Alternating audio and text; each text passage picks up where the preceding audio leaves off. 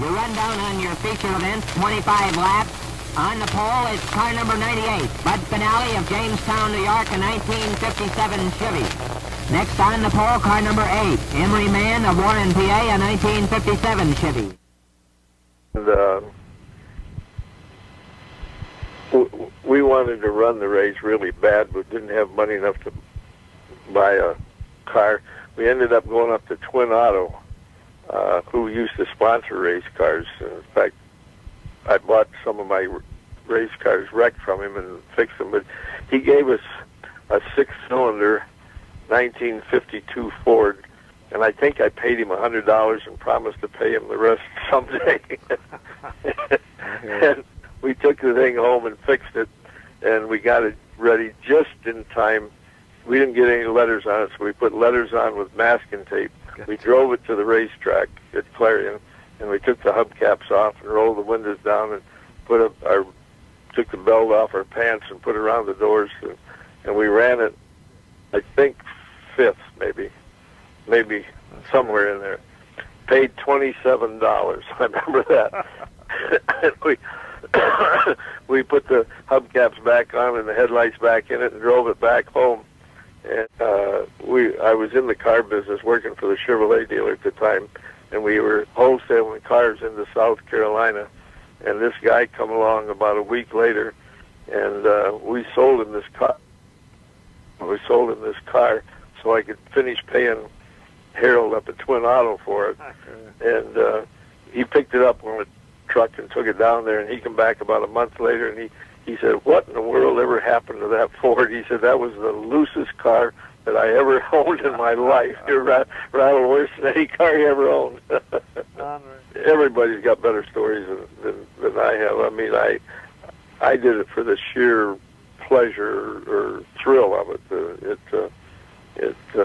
It didn't seem like a big deal. In fact, you know, you didn't talk a lot about it sometimes because people thought you were playing crazy to go out there and run around. Oh, I hear you.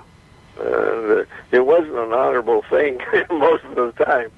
Oh, I hear you. That's I can remember, you know, on these cold nights, you always waited for the first guy to blow a tire so you could set the tire on fire to keep it from freezing to death, you know. If they'd start in March, you know, when it was really cold nights. And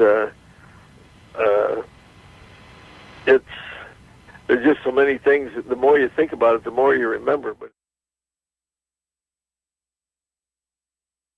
try to eliminate half your brake on your right front wheel, and we even tried things like threaded jacks on the springs, you know, so you could change your weight distribution. We'd jack it we'd put long handles on them so we could change it during the race, you know. Well, as you got into it, weight and weight distribution and got to be an accepted thing, you know, a learned thing, I guess. And every time you go to a racetrack, you'd try to look at everybody else's car to see if you could find something that might work for you, you know. Sure. That makes sense. And I remember those on that jacket the first time we tried that way. We built a cover over it, so and we didn't put the handle on until race car time, so we thought we had a really high-tech deal there. I raced till 82, and I wanted, it was, well, the last 2 years I'd race Friday, Saturday, and Sunday, and Monday I had a standing appointment with a chiropractor to put me back together, and after a couple of years of that, I even figured out that I shouldn't be doing this anymore. Gotcha.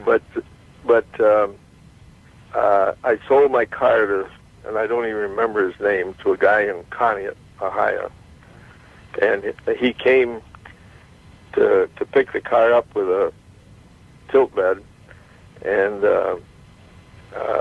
when he came to get the car, he loaded the tilt bed on, or loaded on the tilt bed and started off. And I, wait a minute, no. I said, you bought the car. You bought all of this.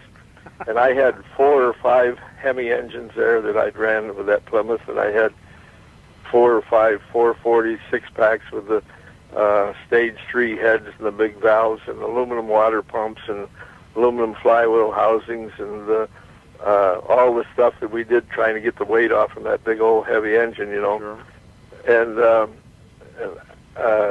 I had, I don't know, 3 or 4 sets of stage 3 heads, and I made him take it all. I got $3,000 for the whole deal. And you know what a Hemi engine is worth today? Oh, a lot of money.